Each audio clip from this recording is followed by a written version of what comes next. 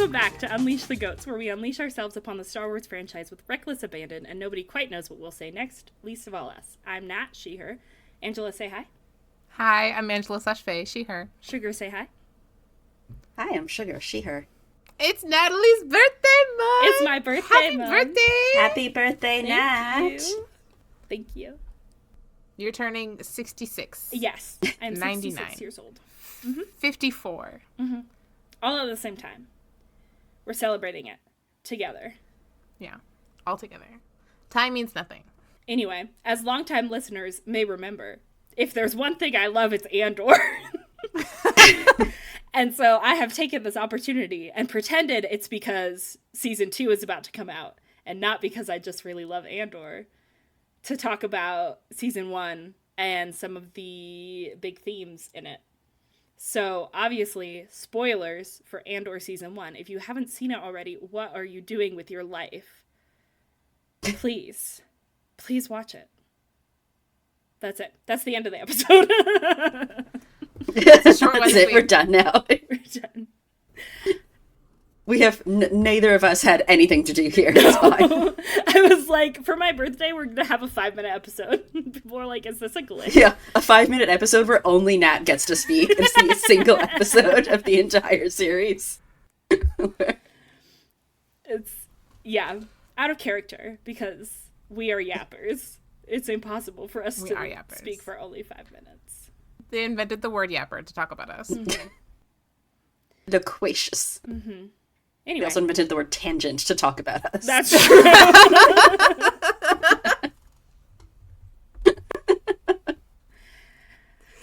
Yeah. Anyway. Hey, I cut like 30 minutes of tangents out of the last episode. You should be proud of me. I'm very proud of you. I am. I'm not as proud of us as a whole, but...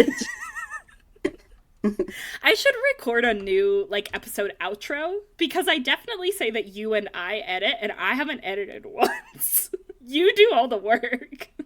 Do you say that? I'm gonna be really honest. I don't listen to the outro. I know, I'm sure you just, toss it in. I put it in there. I make sure the music lines up. Yeah.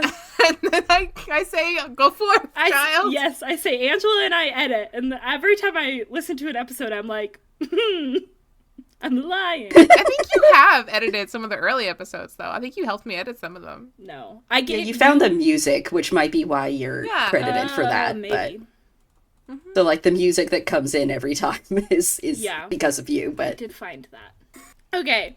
I wanted to talk specifically about what Andor teaches us about resistance and rebellion. So I rewatched the season 1, and the 3 kind of themes that were showing up for me. We obviously know rebellions are built on hope. But the other things that I kept seeing were community, trust, and unity. Do you guys have thoughts on these 3 concepts? Did you know that community has the word unity in it? That's crazy. Wow. There were 2 themes.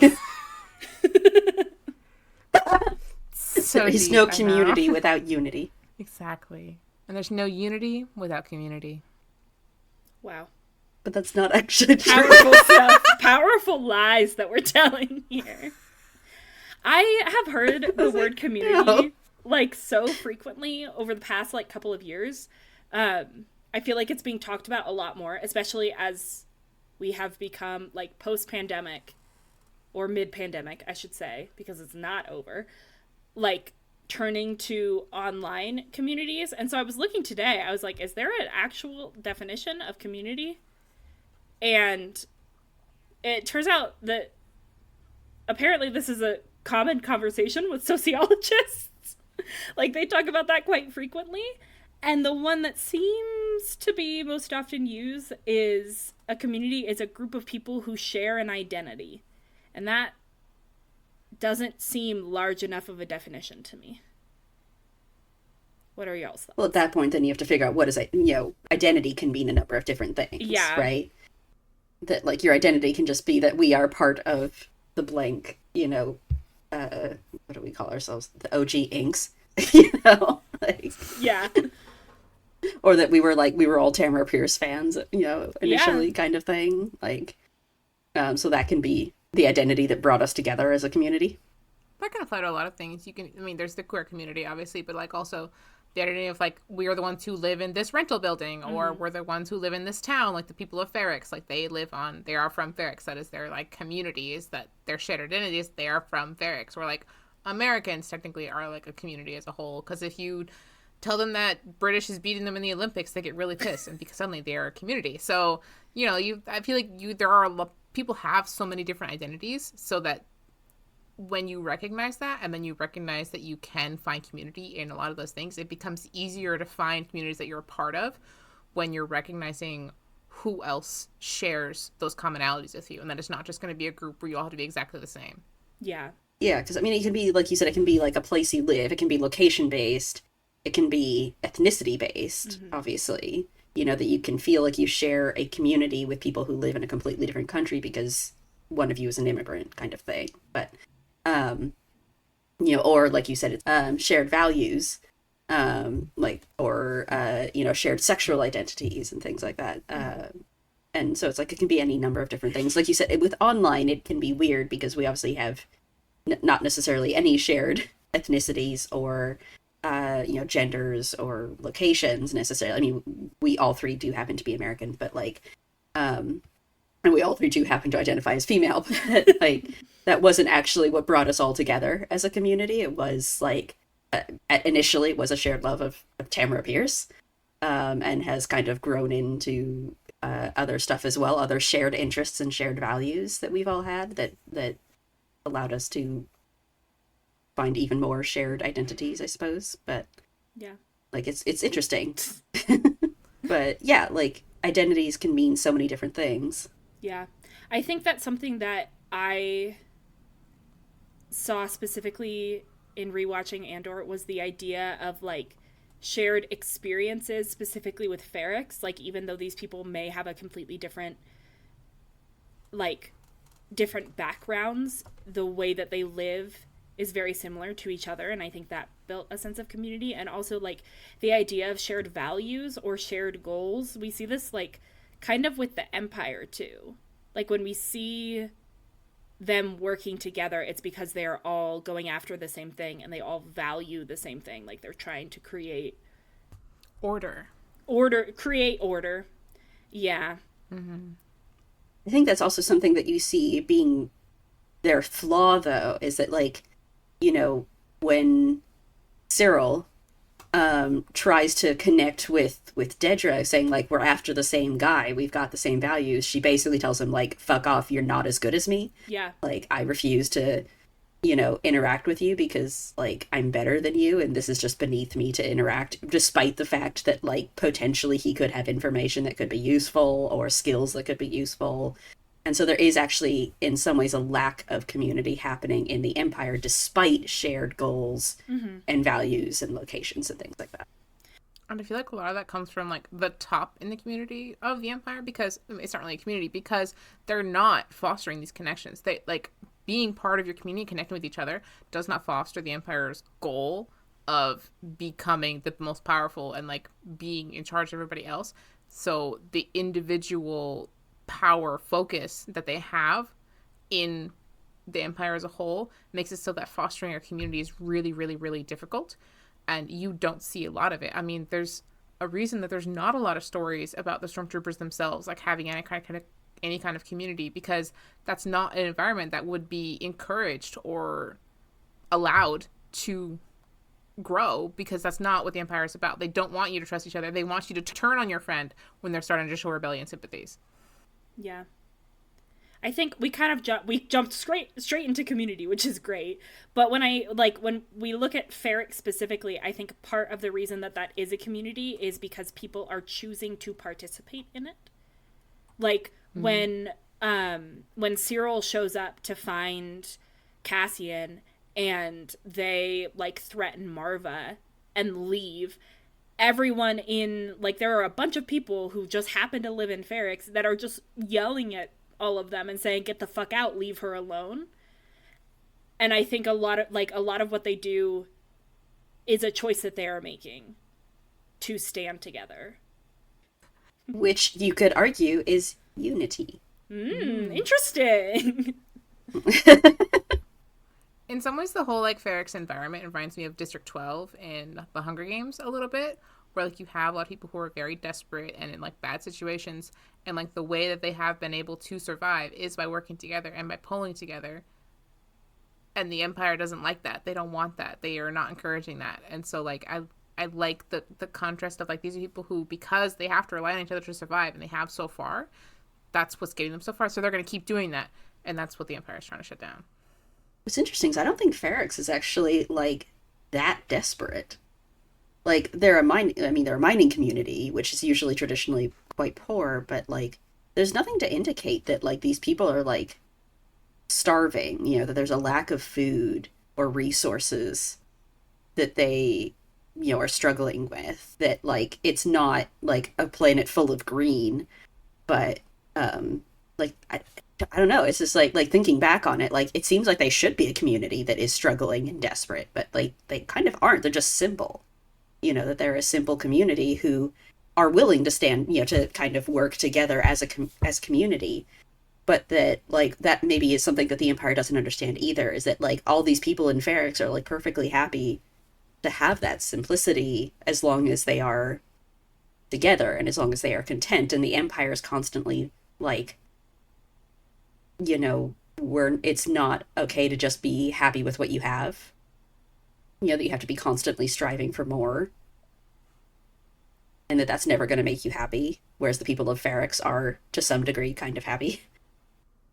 And the only problem in their community is, in fact, the Empire. Yeah. I like the comparison to District 12 because I guess spoilers for Hunger Games, but like they are also a community that is not being directly overseen. Like they're far away from the capital and kind of left to their own devices. And I don't know if we see the same amount of like struggle in Ferrix that we do in District 12, to Sugar's point, but you do see the same, like their lives are just fine, and then the Empire shows up and has a heavier hand, and that's when the community like bands together and fights back, and it has the exact opposite effect from the Empire's perspective, that they're trying to squash it out, and the people just rise up to meet them.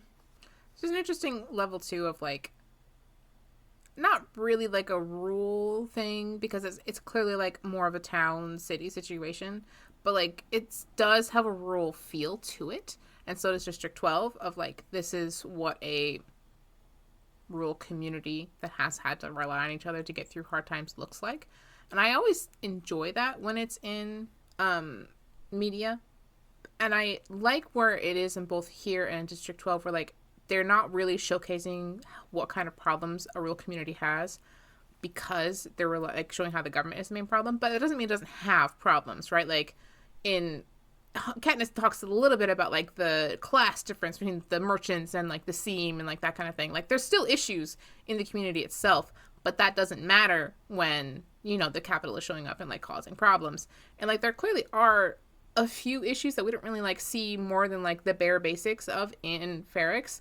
Cause like, you've got Tim who's running around, and like people help Cassian, but not everybody seems to like him all that much. It's like there's like some. To be fair, the reason people don't like Cassian is because he apparently does not pay his debts very much. So that's fair. I'm just saying, like Cassian, it's a very specific thing. Yeah. Like, so there are some issues in this community, but like. But that's very personal to Cassian, where he's just like constantly borrowing money and incapable of paying it back. At least for a very long time.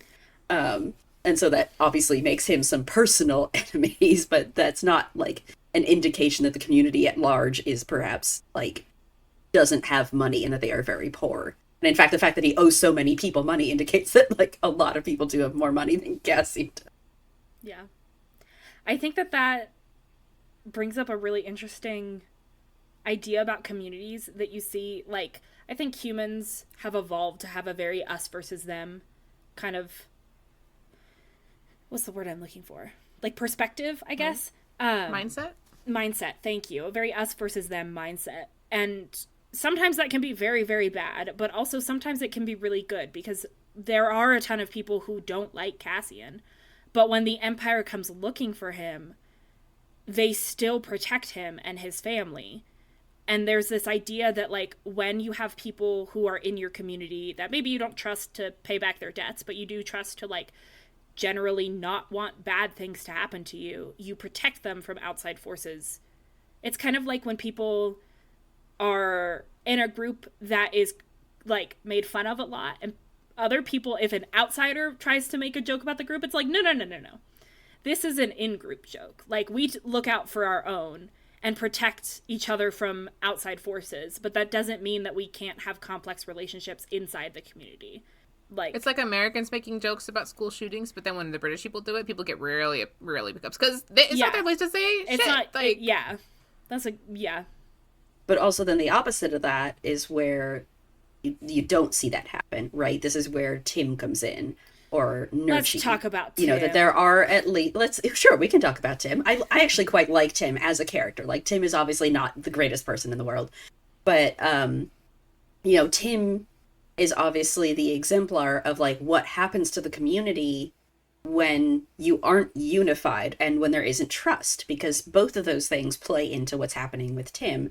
That Tim is not trusting Cassian, but he's also not trusting his own girlfriend. Mm-hmm. You know, this girl who's supposed to be, this woman, who's supposed to be someone he does trust, you know, quite a lot, that he's jealous, he's scared that she's not trusting him back, which to some degree she isn't. Obviously, there are secrets that she is keeping. And that lack of trust and lack of unity causes Tim to turn on Cassian, but then the whole community pays for Tim's choice. And so you could, like, the community does kind of come together to save Cassian, but it's not really about Cassian. Like, once the Corpos show up, they're recognizing that, like, this is now a threat to all of them. They're all threatened now. Mm-hmm. And that wasn't something that Tim took into account, was that, like, if you call the Corpos down, like, you're all at risk now. It's not just Cassian they're going to hit or take. And Tim obviously pays an ultimate price for this mistake. You know, Bix obviously has to pay a price herself for that. And, you know, and it has the ripple effect on this community that, like, there is an even greater presence on the planet now. Whereas if Tim had done nothing and Cassian had been able to just leave, you know, the Empire might never have had a larger presence on the planet at all. And they would have just been able to kind of continue on the way they were. You can make the argument that this means they would have continued to be subjugated after that, you know, that the forceful presence of the Empire is what caused them to rise and fight for their freedom at all. But, you know, pros and cons there, right? Was it worth the cost that they had to pay? I want to touch on the trust thing for a little bit, because I've been watching Smallville recently. And I don't know if y'all know this about Smallville, but in the early seasons, Clark is, like, obsessed with this Lana girl. And the whole issue with their relationship is that Lana cannot trust Clark because she knows he's not telling her everything. And she needs him to at least say that he's telling her everything in order for him to trust him. We know that she doesn't actually matter if he's lying when he says this, because she later dates Lex and he's always lying to her. She doesn't care because he tells her he's telling her everything. And that's what she cares about. But when Clark actually gets with, you know, Lois Lane, his soulmate, whatever, part of their relationship is that Lois trusts that if she needed to know, he would tell her. She doesn't need to know his every little dirty secret in order to trust him and trust that he has her best interest at heart. And that's what makes their relationship a healthy relationship. When you have Tim and Bix, Tim doesn't trust her. He knows that she's keeping a secret. He doesn't trust that if it was in his best interest, she would tell him. And so that's why he ends up betraying her, because he's like, well, I must know her best interest. I must make sure that even though she doesn't want this, I'm going to take care of it for her because I know what's best for her. He doesn't trust that she knows what's best for her. And that's, like, a big thing that I see in, like, relationships a lot, is we're like, oh, then I don't trust them because, like, they're not telling me everything, or, like, they're hiding something from me. So, like, I can't really be, like, fully invested. Like, when you have a healthy relationship with somebody, you don't need to know their every dirty secret, because you can't know somebody 100%. It is literally impossible. But that doesn't necessarily mean that you can't have a good relationship with them and that you can't still trust them, because if they really care about you, they'll tell you what you need to know. Right. And so, you know, Tim's lack of trust in this one member, arguably two, if you count Cassian, that he's not trusting Cassian either. You know, that that's one moment of a lack of trust, you know, causes him to de-unify from the community, and it has an impact on the entire community, even after he dies. And so, you know, you see something similar happen with Nurchi think is his name, later, the Yeah. black guy who snitches on Cassian.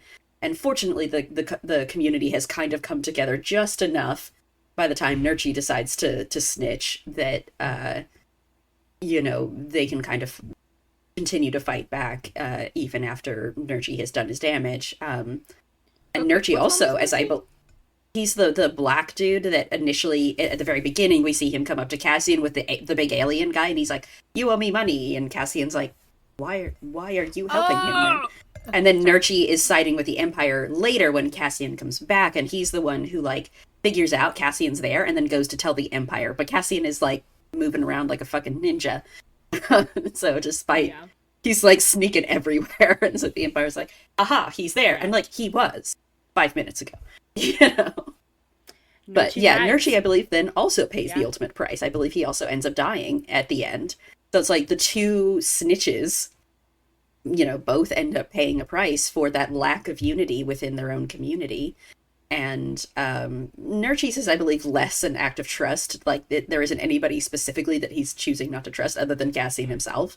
But, it's more of a selfish gain, that he recognizes that he's got something to gain. I think that from this. The vein, like, Nurchi, when he tells the Empire this is where Cassian is, he's like, but you have to promise me that I'm, like, I think he says, like, that I'm getting the bounty. I think he says, like, double the bounty or something, because it's way more dangerous now. And also, I want a ride out of here. And so he has very selfish interest going into it, and so does Tim. And I think the fact that both of them end up dying kind of says something about what happens when you only look after your own interests and you don't consider what is happening to people that you aren't directly, like, to people who are not you. Or for Tim, like, I think part of his, or what he thinks, part of his reasoning for snitching on Cassian is that he's, like, trying to protect Bix in a weird way, but he doesn't consider the price of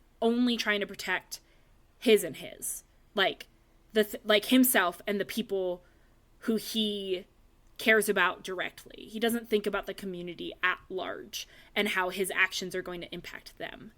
And Nurchi, no, he has absolutely no idea that this is how that's going to work. What's the best thing that I can do for me and my people, who, like, me and Bix? It's to get this guy who's putting her in danger out of here. And then he's killed because the people that he is calling in, like, he's not taking the Empire seriously. I feel like he doesn't realize how much damage they can do. But it also, Bix gets hurt. Like he quite literally puts Bix in more danger because he isn't recognizing that Bix is not going to go down quietly here, that she's going to try to protect Cassian herself. And the reason he gets killed isn't just because he's a random kill, but he sees that Bix is getting beaten and is captured, and he tries to run towards her and gets shot as he does so. So, like, he's already recognized that, like, the person he wanted to protect the most is in danger and is being hurt as a direct result of his own actions. And it speaks, too, about how he really doesn't understand what the Empire is, because he has a limited idea of how the galaxy works. He's only stayed on Ferrix. And so he understands how the community on Ferrix works. He does not understand that the Empire is not like that. Like, if he called into that tip with a bounty that was a local one, with the local police, probably all that would happen was that they would arrest Cassian. And they probably wouldn't do anything more. That's his experience with how this would work. But the Empire doesn't work like that. He doesn't know that because, well, he also doesn't care, right? He doesn't particularly care if they come in and kill Cassian, like, because he's just doing this for himself. But maybe if he had really understood what the Empire was going to do here, he really wouldn't have done it because, you know, he loves Bix. He cares about her. Yeah. I think there's an element to Tim, too, that falls in line with Marva's whole thing later, where she talks about how, like, we've all been asleep. We've all been sticking our heads in the sands and kind of refusing to acknowledge what's been happening. And I think there's an element of that to Tim, too, that, like, some part of him kind of knows Cassian's not making it out of this alive, and he doesn't care. But I think he's lying to himself about it. He's lying to himself that this is, that Cassian's just going to go to prison or something. And, so then he's super shocked when they all march in and that the whole community then, pays a price for Cassian, that, like, for Cassian's crimes, the community pays the price. would he have made the same choice if that had been something he was more aware of? It's a little unclear, but I don't know, because like we're also like 10, 15 years in. I don't remember the exact timeline, but like we're quite a ways into the Empire. This is not the first time they've showed up and like wrecked shit on a planet. Like if he had done any kind of research or had paid any kind of attention to what the galaxy was experiencing under the rule of the Empire, or like what happens to a planet when the Empire starts paying attention to it, he might have known the risks a lot better, but he wasn't, because like you said, Marva said, he's been burying his head in the sand and he's not paying attention because he's just focused on his own little world. And I feel like that's part of what this community and unity thing is in Andor, is that you can't just pay attention to your own personal community, because at the end of the day, we're all part of the bigger community, and it matters what is happening to the bigger community. It's not just your corner of the galaxy, although that matters too. You have to pay attention to how the rest of the galaxy is being affected in order to know how to be a better community in your section. Yeah. And I mean, you see that with Cassian's whole thing too, is that Cassian learns how to be part of a team, right? And then he learns how to like stand up together. And then he learns to step aside, right, too, that like he knows how to be a part of a team, but he's never leading it for the most part. That he kind of can rally and he can help and bring it together, but that he's not necessarily going to be the big inspiring hero. And that's part of it too, is that community often means that like everyone's pitching in, like no one person is necessarily like more important than anyone else, that it's about the ones that are the healthiest and that work the best kind of recognize that everyone's important in the community, and you have to kind of like stand for everybody or it doesn't count. What I like too about Cassian is that like he's really good at not only being part of a community and like learning how to do that. That's obviously part of his growth, but he's also really excellent at building communities, because when he's in prison, part of what he does is he's getting people around him to work together for a common goal, because he knows he can't do it himself, and he's never had to do it himself because he's always been part of a community that he can rely on. So when he's put in a situation where he has to build a new one, he immediately starts doing that. He immediately starts building a community and making connections, and it works. Yeah, I'd argue that he feels like he does have to do it by himself, because we do see him alone more often within the first Ferrix arc, that like he's running off to whatever that other planet was at the very beginning, that with a brothel on it, by himself, and he's not telling anybody where he's going. And then he kind of comes back and is keeping a lot of secrets, right? He has to ask BB-8. No, that's not his name. BMO. Droid. Yeah, BB-8's a different guy. BMO. I don't care about that. Okay. Yeah, or B2. Yeah, B2. They call him. I know. I was like struggling. I was like, it's a B. B2 emo. I think so. Yeah, B, because it's B2 EMO, I believe, B2 emo. But he has to tell him to lie, that Cassian's keeping a lot of secrets himself. He asks Brasso to lie for him, like, he knows he can rely on these people, but he's also very much keeping a lot of things to himself, and not necessarily asking for more help than is absolutely necessary to just get away with it. We also know he's not actually that great at being part of that community, right? Like, he is taking money and not giving it back. He's made enemies within his own community. Marva's not always super happy with him, but like, he learns so much about being a part of a team that by the time he gets to Narkina 5, he's actually really good at like recognizing that they all have to stand together. And Narkina 5 is so interesting because, they're all in prison and we never know what they're in prison for. Like, not once do we ever figure out what any one of them is in prison for, because that's never the point, right? That, like, what they're experiencing is bad regardless. And that it doesn't matter if one of them is actually genuinely a terrible criminal, whereas, the rest of them are, more like Cassian and were tossed in under Trump charges. But, like, they all have to pitch in or it isn't going to work. And that level of trust and unity, of like, we are all important no matter what, is so important to the community. And I think that's something that we see Cassian learn a lot over the course of Let's talk about trust. The show. Because we've kind of already gotten into it, but it's interesting how much he grows from going home to Ferrix and asking people to lie for him. And obviously, that is still built on trust. Like, he goes to his friend and says, remember how we were together last night? And, like, puts himself in a vulnerable position because he trusts him to look out for him. But when he goes, like, the entire Aldani arc, I feel like is about Cassian learning how to trust people in a like, based on a common goal rather than, like, actually knowing them. Like, he's thrown into this group that he doesn't know anything about, and they don't trust him, and he doesn't trust them. And it just, like, they have to do that anyway, or else this plan won't work. Like, the reason he comes clean with Skeen, and he's like, I'm getting paid to be here. He very explicitly says, I can't go into this job waiting for someone on this team to betray me. And then they get through the job, and Skeen betrays him anyway, and he kills him. Sorry, Skeen. To be fair, Skeen actually doesn't betray Cassian. Skeen's like, come with me.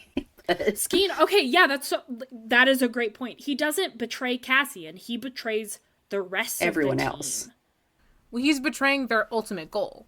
He, like, the team goal together is what he's betraying. They all have this, like, idealized, like, this is what we're trying to accomplish. And that's not what Skeen is about at the end. And that's why, like, Cassian is loyal to that goal in the end. He didn't think he was going to be, but he was. And that's what Skeen is betraying. And that's why Cassian takes it as betrayal, even though that's not Skeen's intention. I think Skeen is betraying the people because he is planning on taking their share of the money.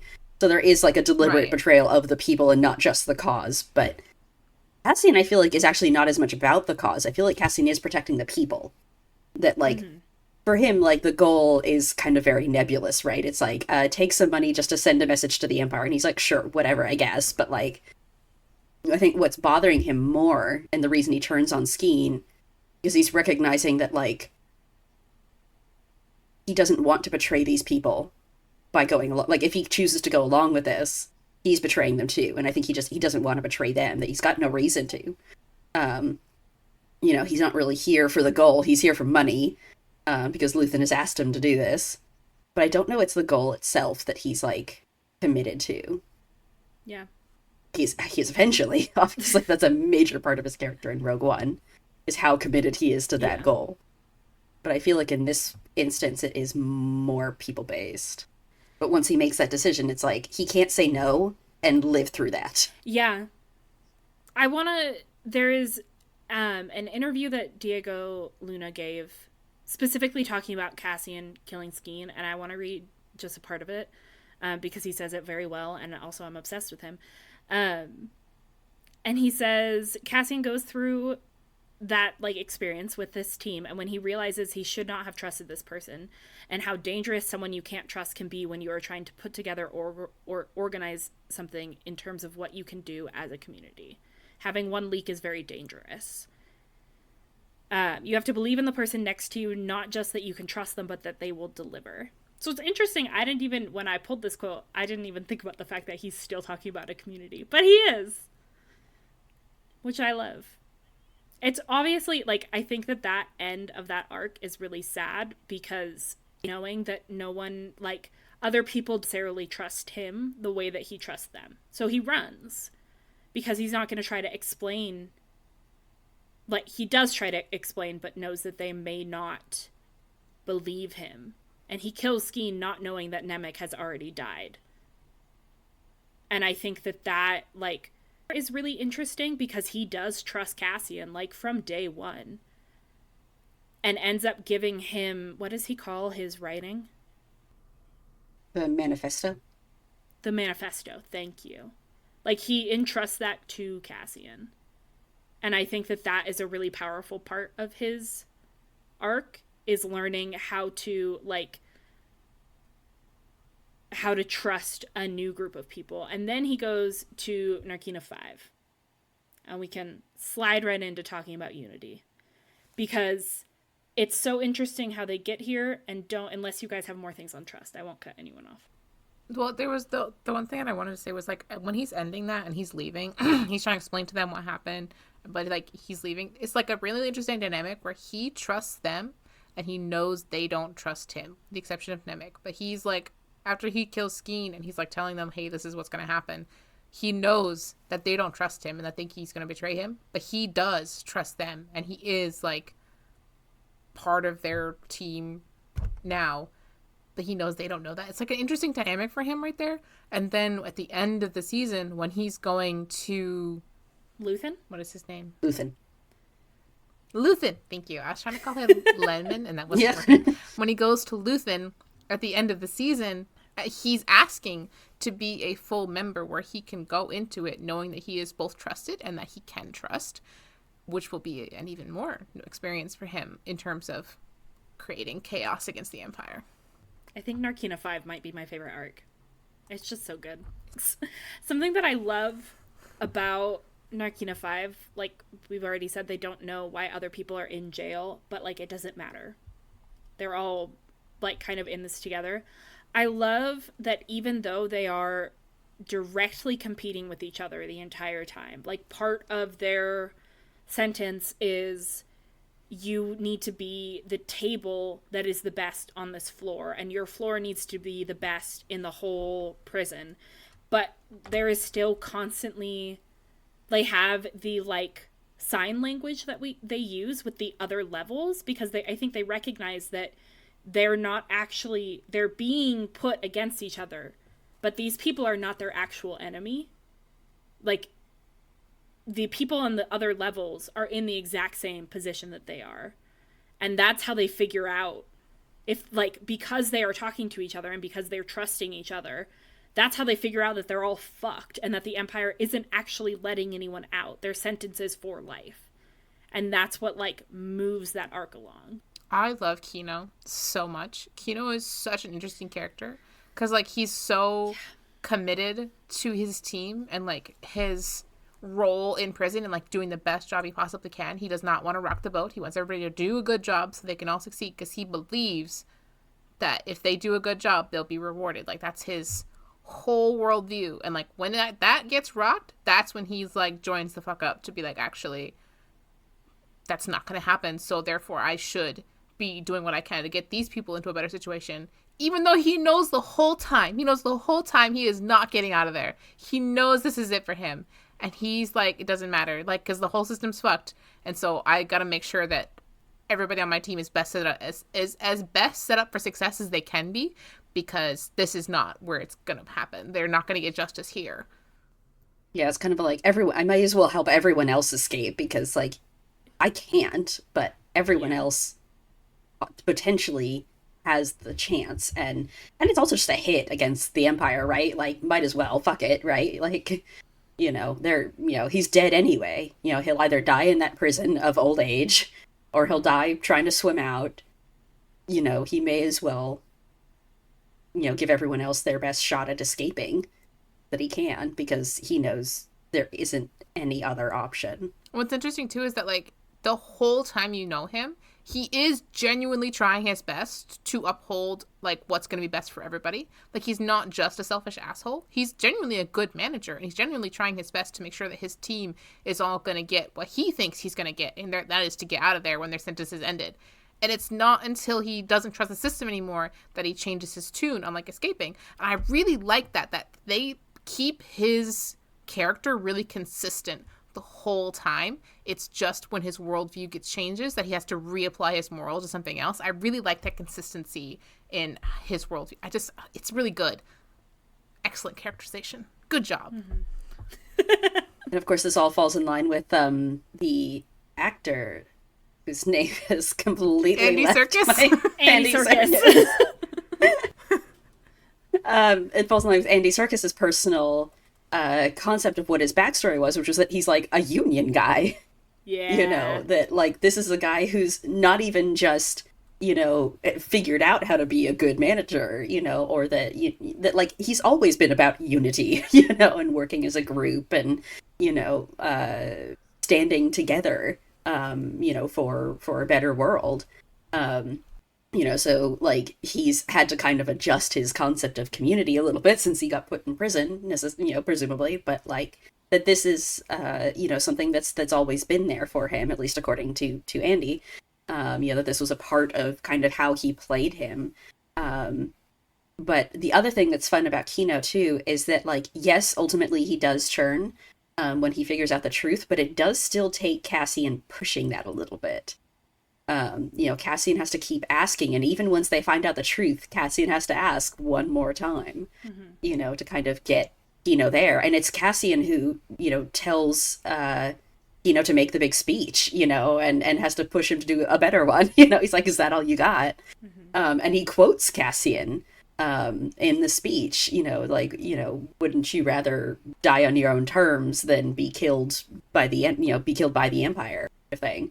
So it's like Kino has it in him, and Cassian recognizes this, that Kino has it in him to kind of be a catalyst, to be a linchpin to this whole plan. He knows it fails without Kino, but and that he can't take that role himself, but he can put Kino in the right spot. And that's just such an, like, I love that about Cassian, personally, that's kind of the role he knows he plays, is getting the right people to the right spots and recognizing, what role they can play in helping the plan. And he's so good at it.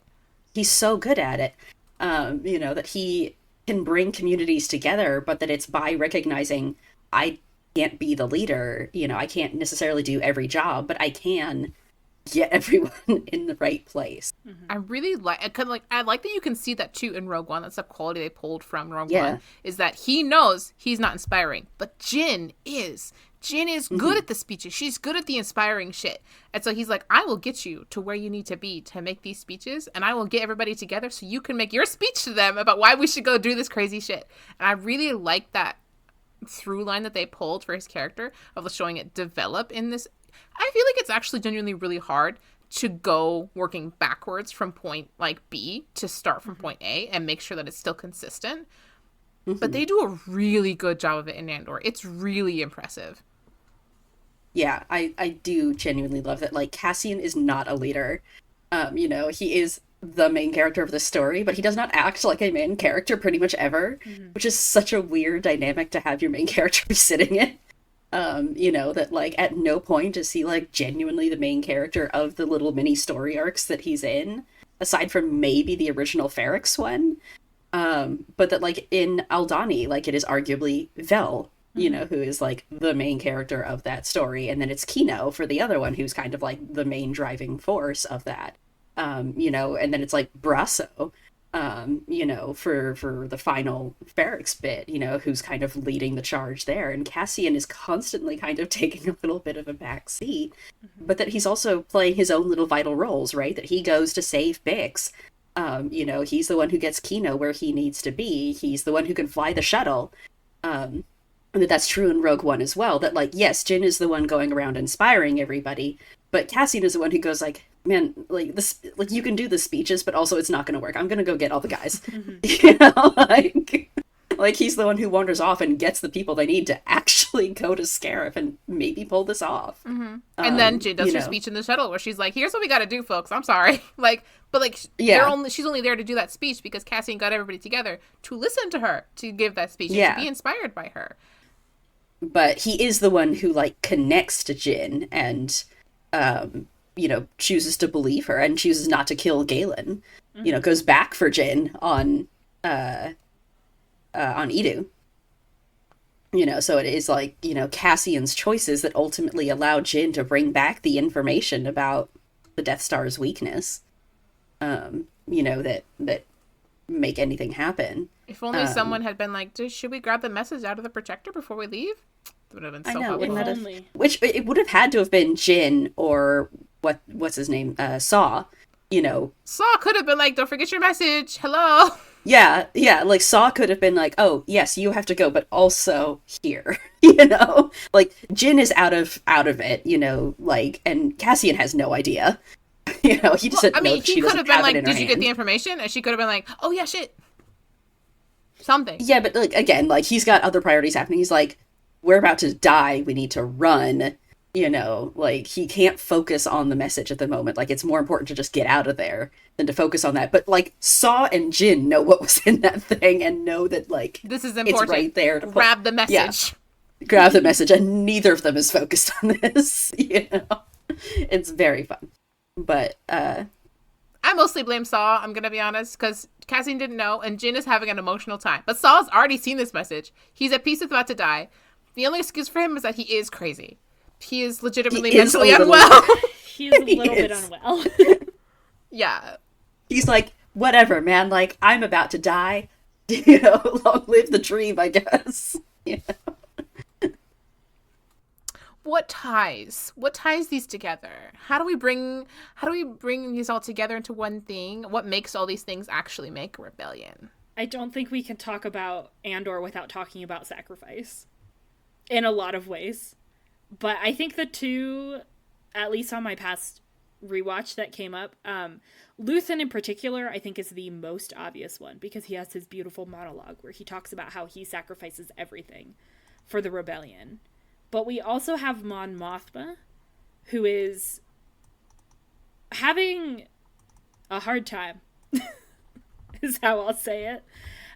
Because she's trying really hard to fund the resistance, which is great. We love funding resistances.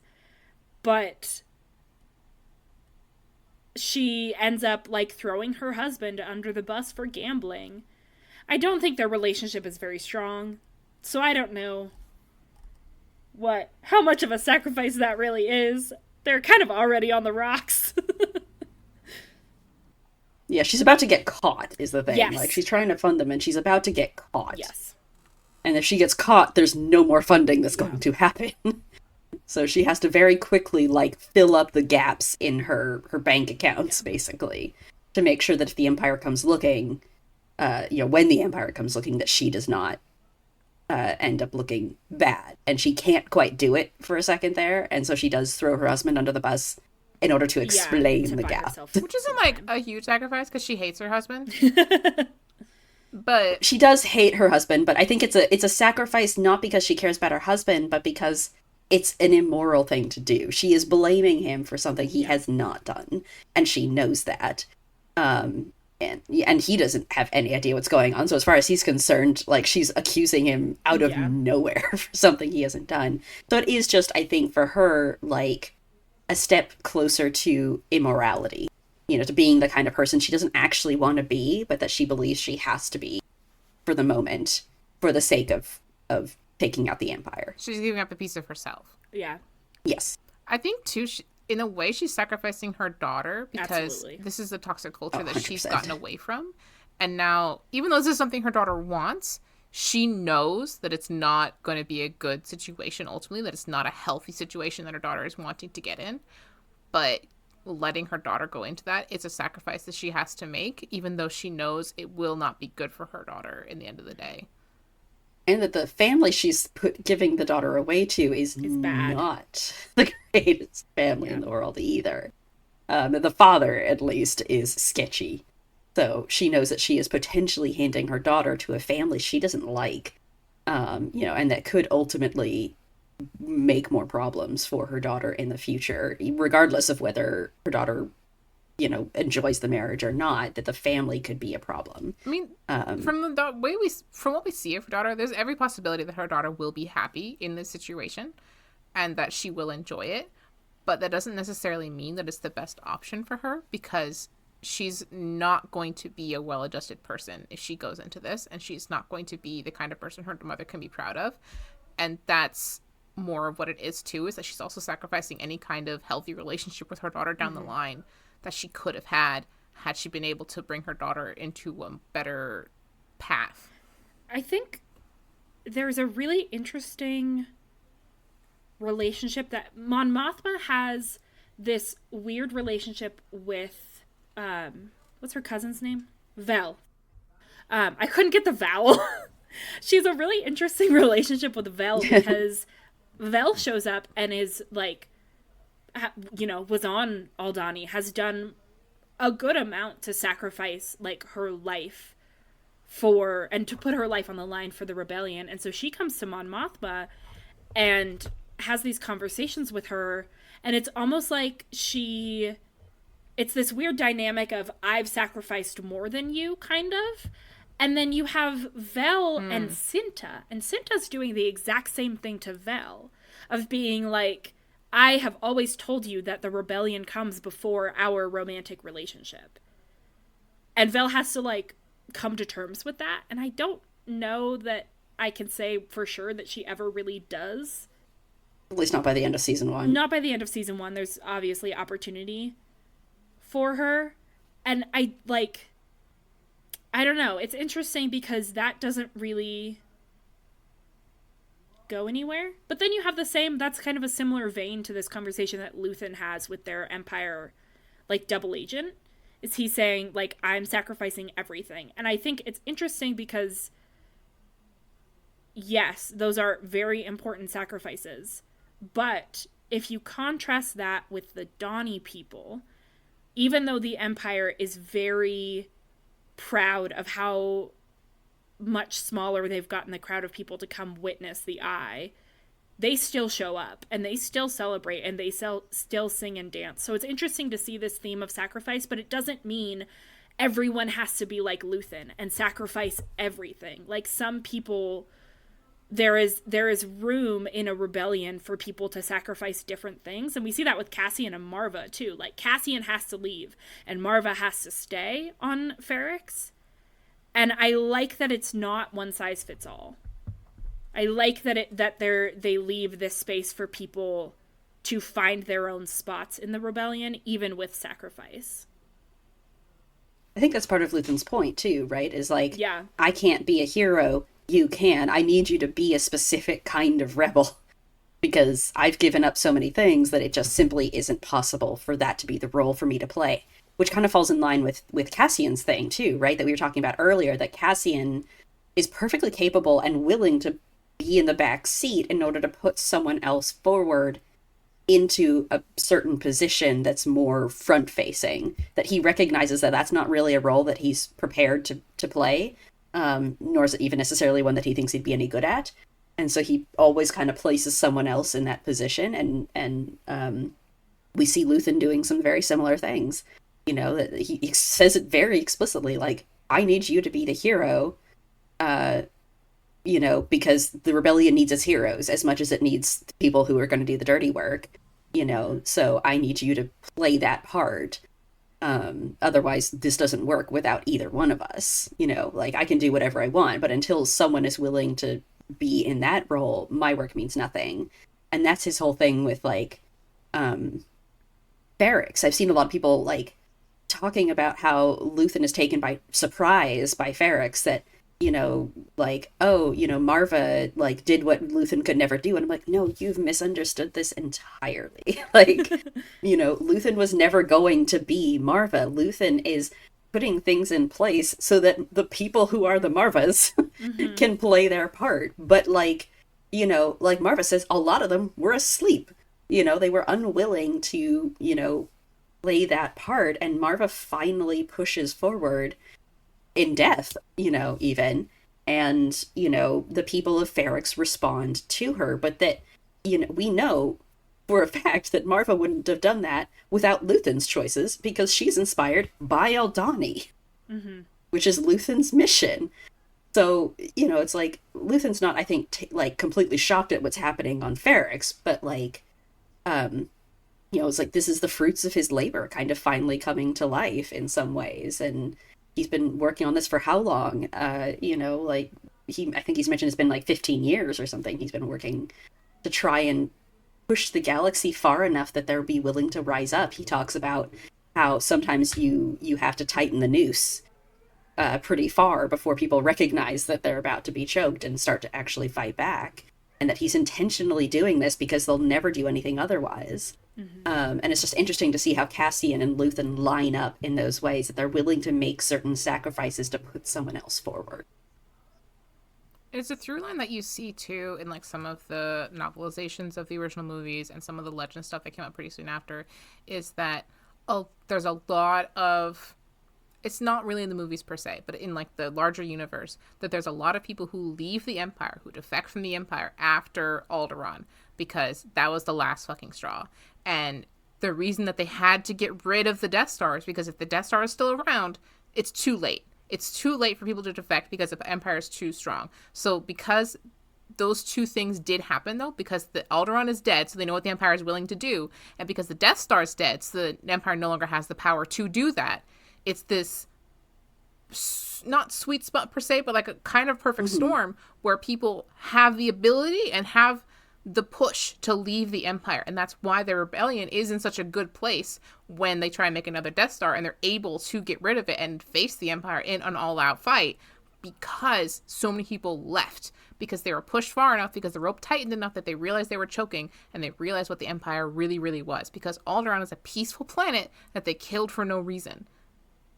And I feel like that's another like thread that they're using from the Star Wars universe, and they're pulling into Andor, and it works really well with the larger themes of the universe, that like this is that on a much smaller scale, on an individual level. And that's what Andor is so good at, is being like, here's the themes of Star Wars, and here they are on an individual level with these smaller communities. It's in Rogue One too. It's actually a thread that came through Rogue One, if you recall, because like their whole thing is that the rebellion is like a planet killing machine.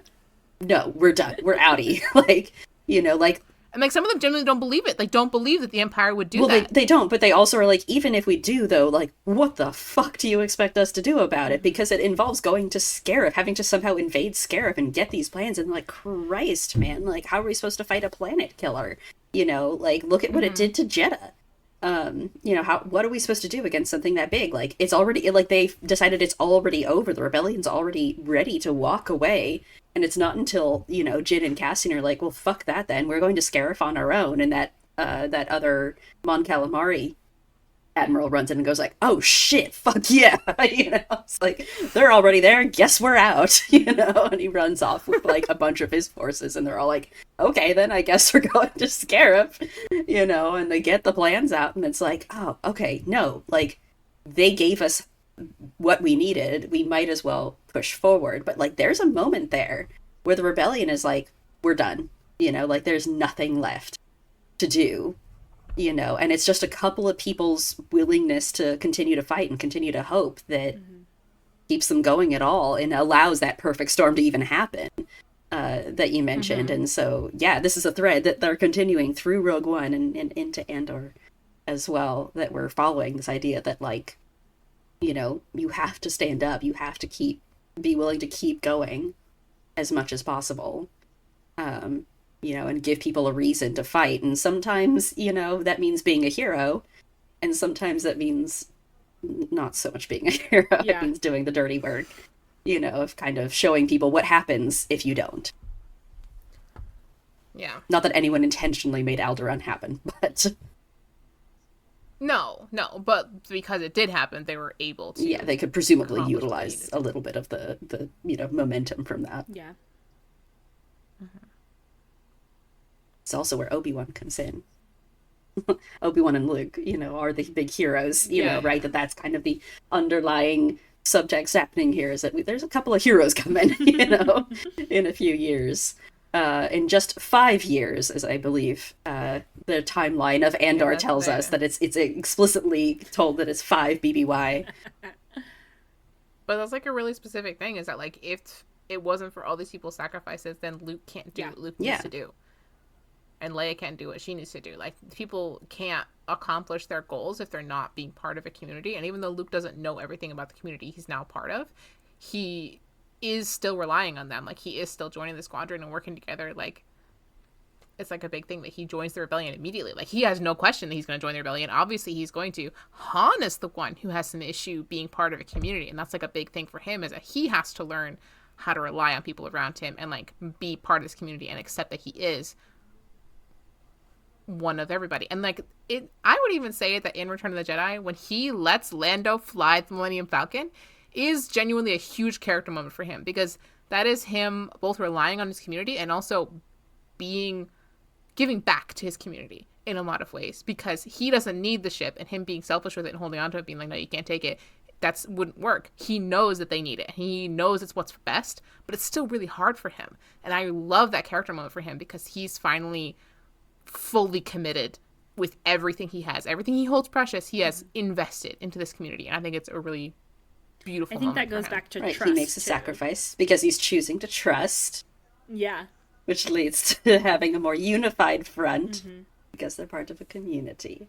And that's how He's you able to sacrifice. and that's how you get a rebellion. And that's how you get a sacrifice. rebellion. In conclusion, fuck the Empire.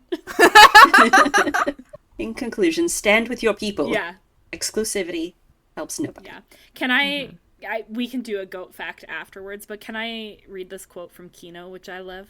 Yes, of course. Always. It's in his monologue. He says, "You see someone who's confused, someone who's lost. You get them moving and you keep them moving until we put this place behind us." And I love how simple that is. Like how simple of an idea it is that even though he knows he's not going to make it out, the message that he's getting across to these people is this is a time for all of us to fully commit to this and make sure that all of us get out together. And I love that. You know who's the only one who took that to heart? Cassian. It's Cassian.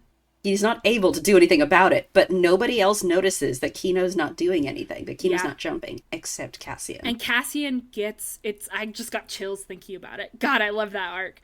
Cassian, like, gets pushed off. He does not willingly leave Kino behind.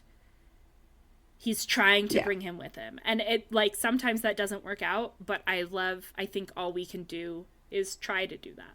I'm just saying, maybe one of those soldiers was like a little bit bigger, and Kino could have used him as a flotation device. I mean, Kino's obviously one of the soldiers. He figured it out. It's fine. He's alive. He's obviously fine. He obviously found some floaties. Someone helped him swim. It's chill. Yeah, it's fine. He got a water bottle, and he emptied out of water and just filled with water and just used that. Yeah, he's fine. A boat came by and picked him up. Would you guys like a goat fact? I would love one. I have a goat fact for you. Goats were among the first livestock species to be domesticated about 10,000 years ago. They have found goat remains at archaeological sites in Western Asia about 9,000 years ago. And researchers found archaeological evidence that goats were first domesticated in the Fertile Crescent region of the Middle Eastern. So there you go. When we made goats part of our community, when we domesticated them, we all gained it together. Because then goats stopped dying in such great numbers. Probably. I don't know that much about the early goat. Probably. But we protected them from predators. And then they got to live longer lives. They might have died out without us. I'm just saying. Yeah. Wow. Thank goodness goats are part of our community. They are an important part of our community. Goat milk is really good, actually. I like goat milk. Did you know that for a long time, goat milk is one of the few foods that you could feed a baby because babies can't tolerate cow's milk? Like really, really, really little babies can't tolerate cow's milk because the fat content is too high, but they can tolerate goat's milk. Wow. So if you have a baby who's like not eating properly, and you can't breastfeed them, and you don't have access to formula, goat milk. Goat milk cheese is really delicious. Yes. Oh, goat cheese is so good. Goat cheese is so good. It's so good. Thank you, I should buy goats, some for goat your cheese. sacrifice so that we can have yummy food. You don't have to sacrifice a goat for its milk. Yeah, it stays alive. No goats were sacrificed for my cheese. Excuse me.